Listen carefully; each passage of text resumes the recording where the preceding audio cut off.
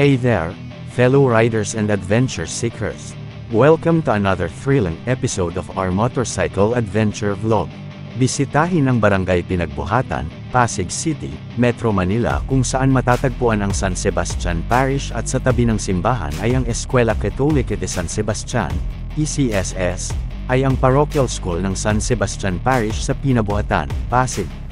Ngunit bago tayo magsimula sa epic ride na ito, siguraduhin pindutin ang subscribe na button at i-ring ang notification bell, para hindi mo makaligtaan ang alinman sa aming mga two-wheeled escapade. Buckle up, folks. Magsisimula na ang aming motorcycle adventure vlog.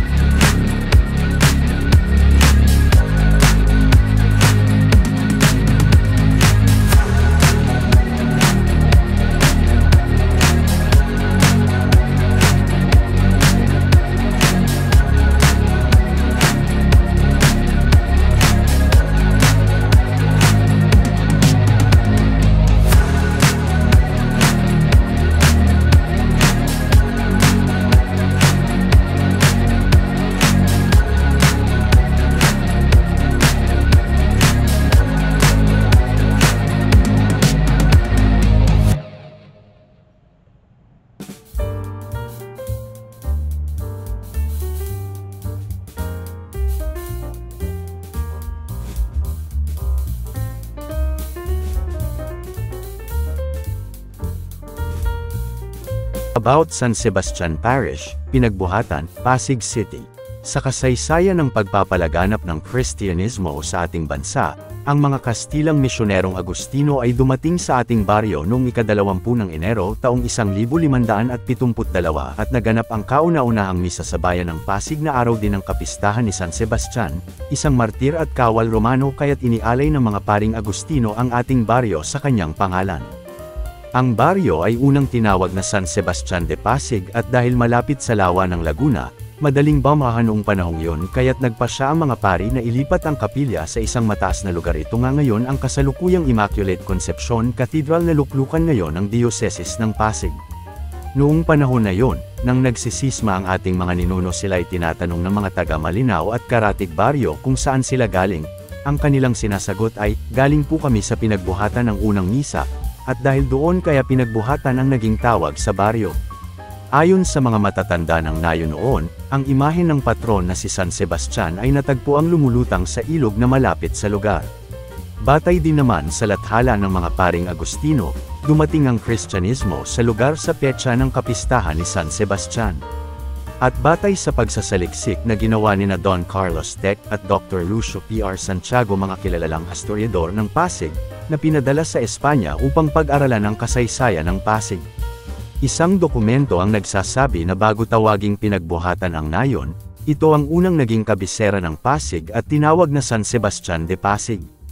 Ano pa naman ang pinagsimulan, ang ilog ay may ganap na malaki sa pagdating ng pamimintuho kay San Sebastian. Ang ilog rin ay isang malaking simbolo ng kabuhayan ng mga tao noon sapagkat sa ilog nagmumula ang biyaya ng pagkain, mga isda at lamang dagat, na ayon sa paniniwala noon ay dahil din sa pananalangin nila sa banal na patron.